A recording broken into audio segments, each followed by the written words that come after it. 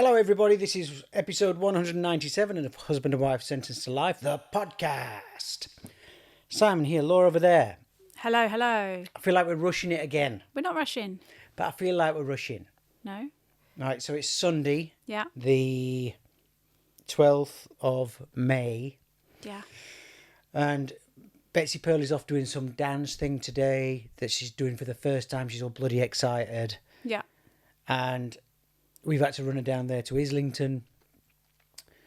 We've just come back from Islington. We've done something in between, which you're going to talk about in a bit. Now, it felt like we've got afternoon to ourselves. We've got house to ourselves. There's Southampton are playing in playoffs, which we want to watch. You're a Southampton fan. Yes. I'm a semi-Southampton fan. And, you know, we've got the house to ourselves. And we can record a podcast. All the things you want to do when you've got the house to yourself. Yep. You don't think about the timing. Well, she's at this thing 12 till 4. But it took us a couple of hours to get back for one reason or another. Yeah, well, we did a detour. We did a detour, but even if we'd not done a detour, we'd have come back and it were like, well, have we got time for that, and have we got time for that? So now I'm like, Yeah. million things to do. Right, take a breath.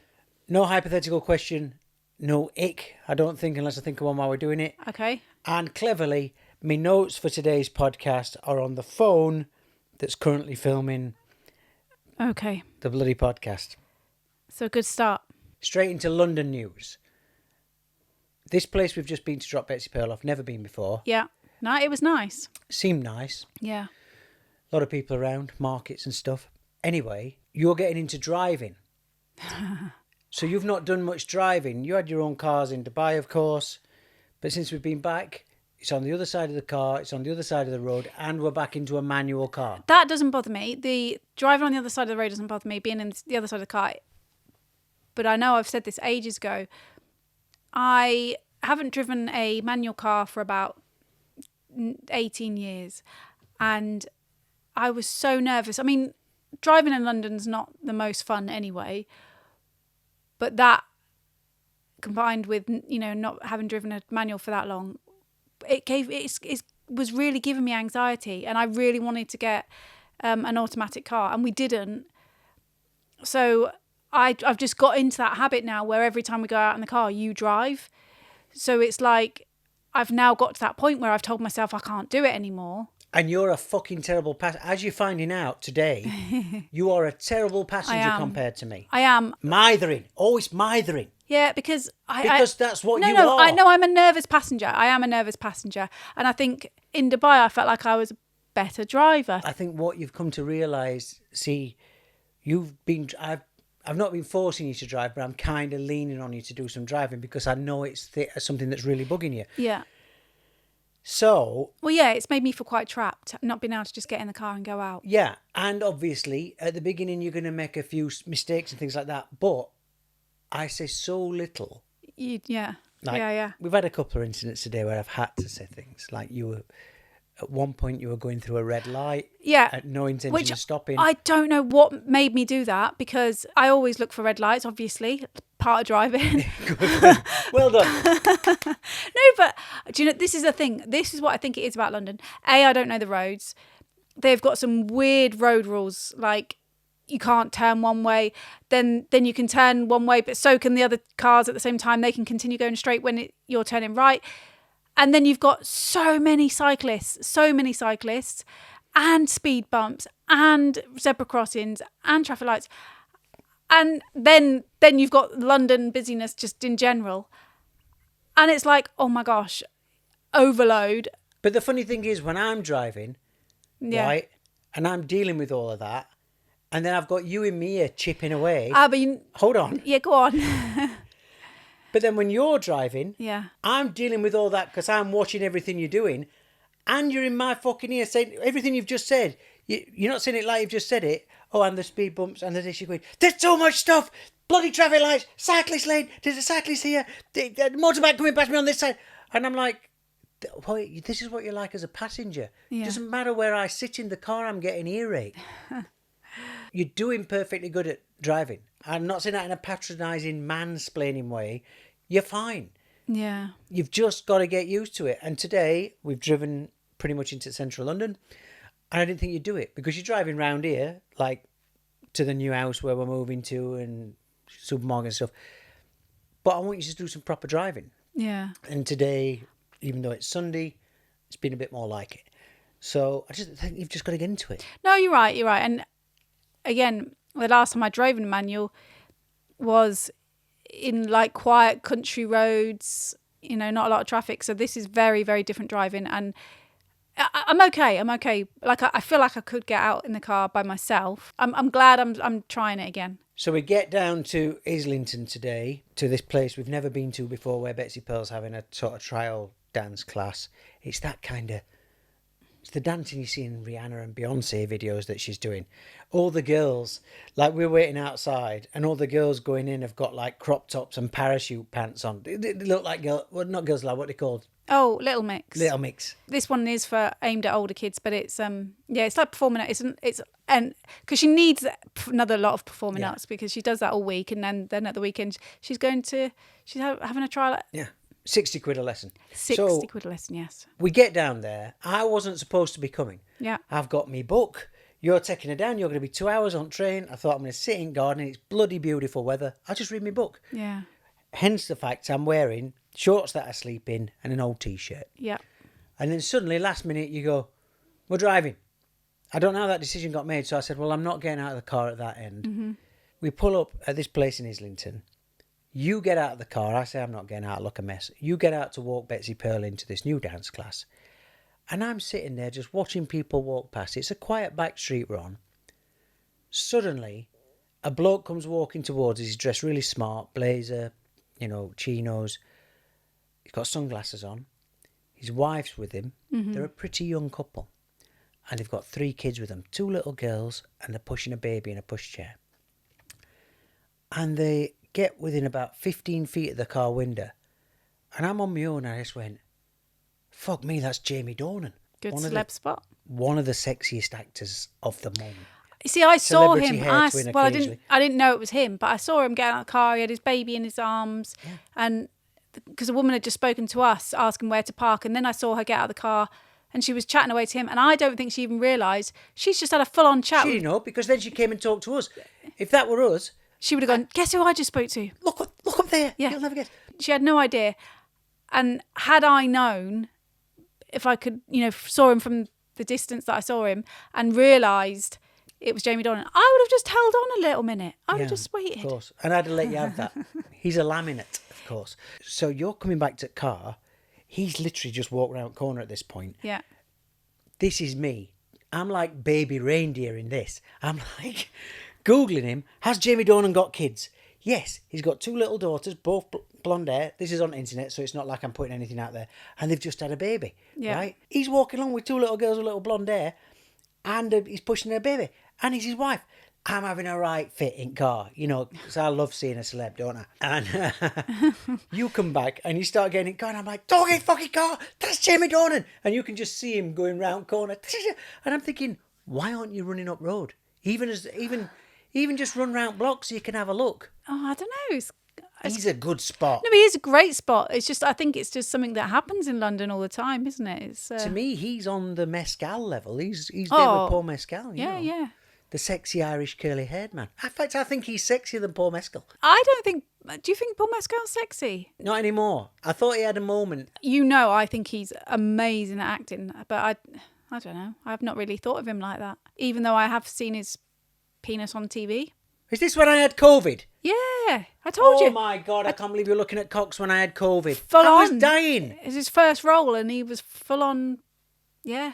Well, if I'd have been watching bloody tits and arse while you had your COVID... I told you I had to keep turning it down because it sounded like I was watching porn. Then as we've come back... Yeah. We've just stopped off to do a bit of shopping.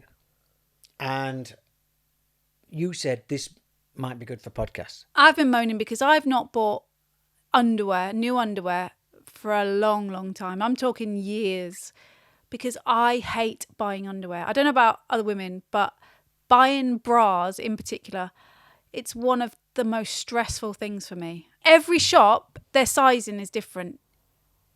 So you have a number and a letter in a bra size, right? And supposedly everybody has their fitted bra size. Every shop's different. I pick up what I would get in, say, Marks and Spencer's, go into the changing room. They're not covering my nipples. Whoa! No, but the only comparison for me here is an extra large t-shirt in Superdry yeah, is like a medium t-shirt in Marks and Spencer's. Yeah. Is like a large t-shirt in Next. So I get it as far as t-shirt goes. as you saw when I was dragging you around the bras, there are so many different types of bras. You've got underwire, you've got padded, you've got push-up, I know, we're having a lovely time. balcony. All I want What's balcony? balconies like the shape of it. Oh, is it? Yeah. I thought that like it's like a proper balcony, like a balcony. When you see a house that's got two Yeah, yeah, yeah. balconies, and of course, if you've got little boobs, you'd have what they call Juliet balconies. You wouldn't need the full. Yours, you'd need the sweeping veranda. This is the other problem I have. Buying sets. I would like to have a nice set, but you can't get bigger bras for smaller ladies. I've had this problem all my life, and it makes me so angry because my bottom is not that big. No. It doesn't balance out, and that really annoys me because there should be mix and match. You should have that option. Well, they should have that option, and I totally agree with you here. So what we've done is, do a little switcheroo. I don't know if it's shoplifting, because we didn't take anything without paying for it. Yeah. But they were joined together with one of them plastic things. Well, my one wasn't, because that's the other thing. Yeah. You go and try them on in the changing rooms, but they won't let you try pants on. So I've no. Well, obviously though. No, but what it used to be, and this is what it is when you try a bikini on, you have to leave your pants on. Yeah. You can try the pants on, but you have to leave your pants on. Fair enough. I don't, until I buy them, I don't want to have other people's bits touching them. But then, so she stood there like going, Yeah. ripping it. Like, You were trying quite a few on. so you have to wait there until she's taken all the sets apart, like you're talking about, like pulling the plastic apart. And then you go in, try them on, none of them fit. That's the other thing. The changing room's a maze. This way for non-gender, this way for women, this way for men. Like, so you can, and I'm like, I saw that today because I've been in, yeah. and I'm like, is there not I don't care, by the No, way. well, I was a bit like, oh, well, which one should I go to? And I thought, well, as I'm trying bras, I'll go to the ladies section. But I went in the men's section, Yeah. like in the women's, whatever. But in the men's section, you Yeah. don't expect women to be in there. It was full of women. Now Oh, this is was on a it now? different floor. Yeah. That's why I couldn't get hold of you. We have been married a long time. And in fact, the way to tell is if you cut me in half and count the rings like a tree. And as you've just said, you haven't had any new underwear for donkey's years, right? Yeah. I don't really know a metaphor for this, but it's like having a beautiful car and getting in, and it's like the inside of a wheelie bin inside. You know what I mean? So when you take your clothes off, not a great metaphor. When you take your clothes off, you look amazing. I always said that. You look amazing. Your underwear looks like, remember that? It was called The Room or Joseph Fritzl. You know where someone's been... Oh, No, but you know when someone's been held captive Yeah. and they come out and And you're the like... pants are all grey. Yeah. Yeah. You're always like that. When my bras, like, this is the thing, white bras don't stay white for very long. And I hate that.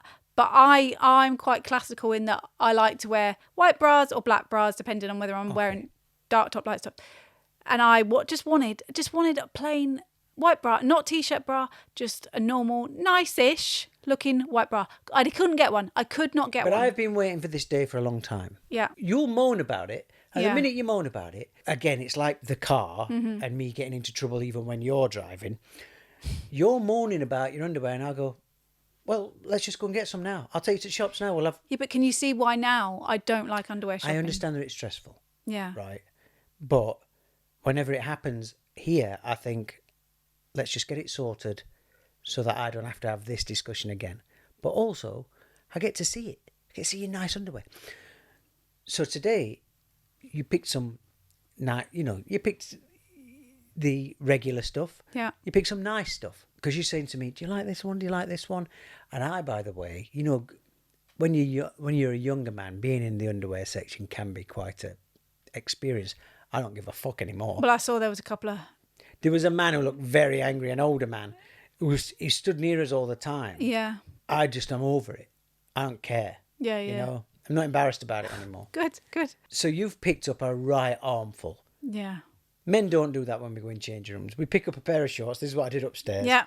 We pick up a pair of shorts.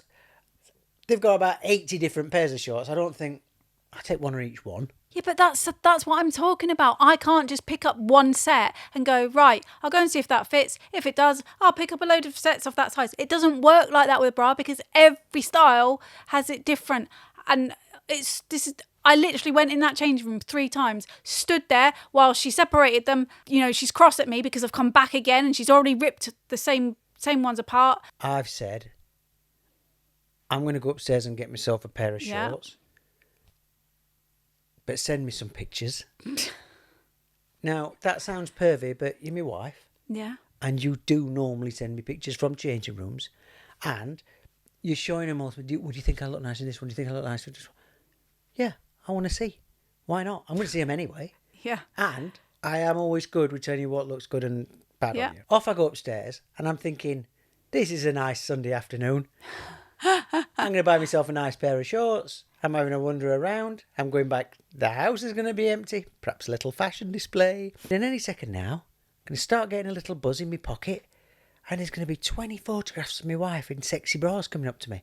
I am happy as Larry. You've already gone into the changing rooms by the time I get to the escalator. So by the time I'm looking through the shorts, I'm thinking, this is taking her a while. She's normally wicked fast at getting a bra off. Oh, really? I'm telling you. Yeah. Should be on your fucking CV. But, no, nothing comes. Nothing comes. No. I go into changing rooms. I'm trying my shorts and I'm thinking now would be a good time because I don't want to be waving pictures of you around in a bra in the shop. Yeah. Now would be a good time. I've got 5 minutes on my own. I can look at some pictures of my wife with a bra on. No ding. No ding. Right? I go downstairs. Can't find you anywhere. No ding. You come out and you're all, obviously, everything you've just said now, I don't need to repeat it. Yeah. And I'm like, where's the photos? And you're like, I sent you a load of bloody photos. You didn't send me any photos. And then we look and we're like, there's no signal. So I'm like, absolutely gutted. Then we go to the queue, right? Now what we've done is we've done the switcheroo. Yes. Only on one pair. Only on one set. Somewhere out there's going to be a girl with a fat arse and a little pair of boobs, right? Yeah. She's going to think it's Christmas. Because she's going to go, Yeah. I've done her a favour. they never do this. You and I, not the most prolific of shoplifters. We're good at the till, we get in the queue, bead of sweat running down his heads. We're the most obvious. Well, we're not shoplifting. No, we're not, but you know what I mean, in a matter of speaking. And you're going, they always check for this. They're going to check for it. They're going to check. I said, and I'm like, not in this shop. These people don't care. They're serving 1 million people a day. They just want you through the bloody tills and out. Yeah. That's not to say I wasn't nervous. We get to the till. I can do anything but look this woman in the eye. The first thing she takes out is the set you've done it with. Yeah. We've done it with. And she's looking at bra. Then she's paying special attention to the knickers. And I'm thinking, this is it. Because there's no tag for some reason. But I think because the woman had pulled them off earlier. It took Which her- meant she had to look at the actual label. Yeah, and then she's looking at the till like a barcode thing, and I'm like, oh shit. And I'm looking at my phone trying to be casual, like, and I'm thinking they can't send us to prison for not actually stealing anything. Yeah. But then I'm trying to think in my head, what am I going to say? She's going to say, these are the wrong knickers to the bra. Yeah. And I was just going to go, oh, that's weird. You held them up and they look fine for you. We'll take them.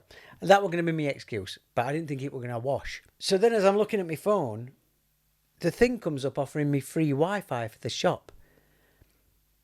And in that instant, I thought, if I'd have joined that bloody Wi-Fi, I'd have got the soft core pictures of my wife. Huh.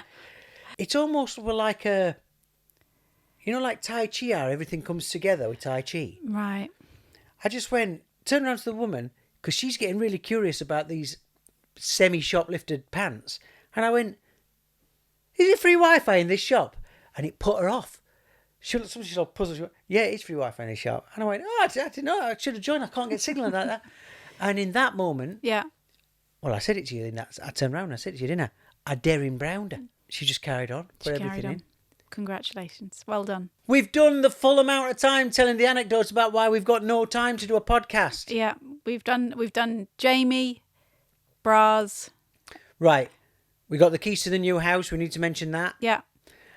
We've been up, we've done a bit of gardening up there. I think we're in a better frame of mind about it now. We took the dog up. Betsy Pearl's been up. Yeah. Took the dog for a walk around the lake that's opposite. Lovely stuff. Yeah, it's nice. It's nice. We don't actually move in for another 6 weeks or so, but the landlord's given us the keys already.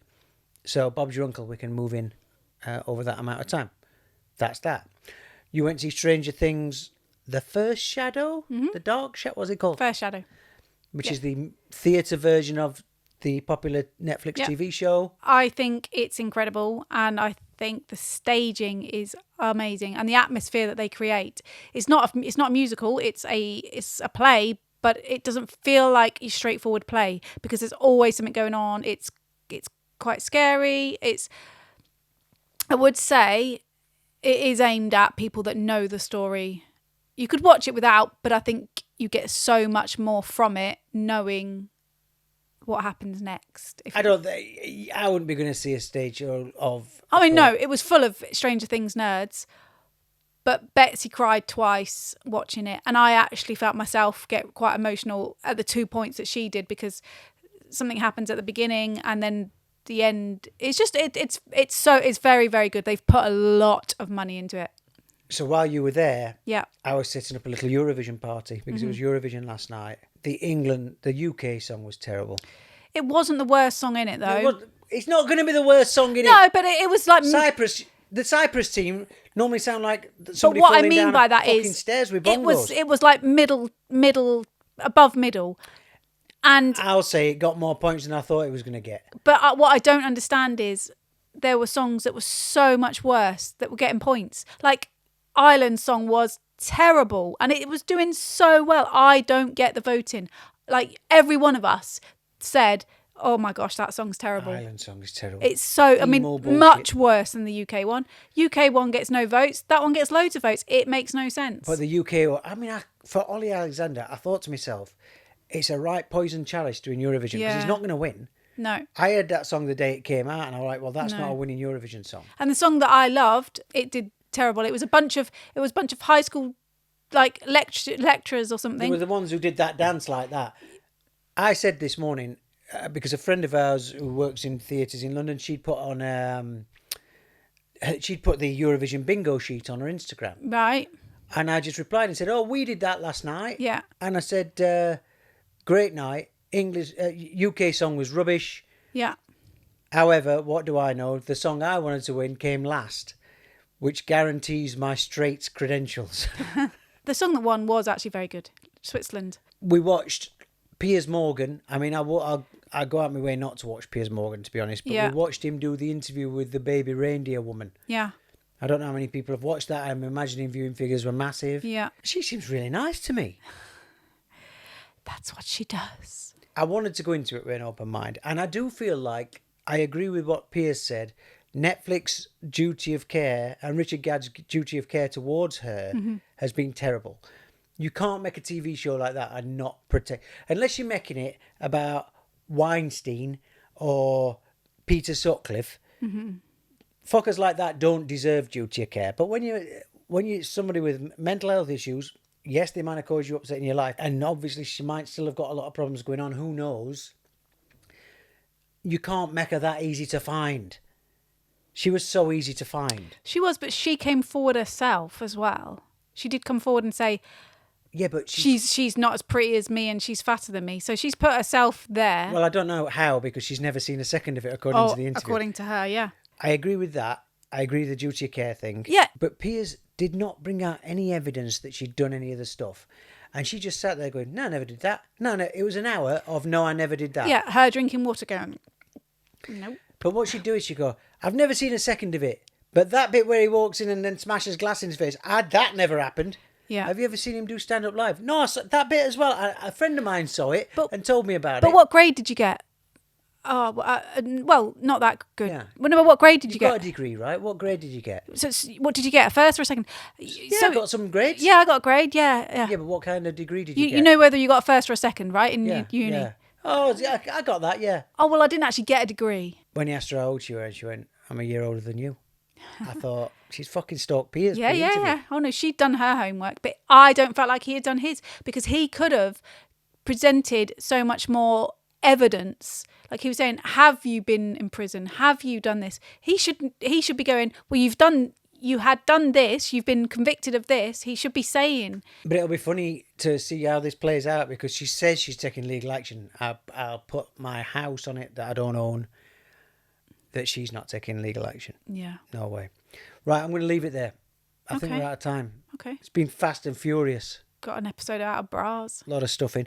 Well, I'm hoping, will women relate to what you talked about? I think so. I mean, I don't know. There's no two women who look the same. No. It's like going through fruit and veg. But if someone can Everybody give looks me different. advice, please do. But I don't know the answer to. Right, if you're a fella and you found this episode at all titillating, don't you be giving her advice. Just want random advice from blokes. No. No, I genuinely, I have struggled with underwear all my life, and I find it so frustrating. And it's just, it makes me like not go to buy underwear. When you went to see Stranger Things yesterday, you left me 3 piles of washing to do. Yeah. Now, I never do the washing. I'm not going to lie about it. But I don't mind. And this is why I was a bit more forceful about you going to buy some underwear today. A beautiful sunny day, as I'm hanging that underwear out, I should be thinking, I remember the last time she wore that. And, little fluttering of butterflies and all that. Instead, you're finding little holes in the pants and... I'm thinking I've got to fucking take a shopping. That's episode 197 of Husband and Wife Sentenced to Life. We'll see you next time, everybody. Bye.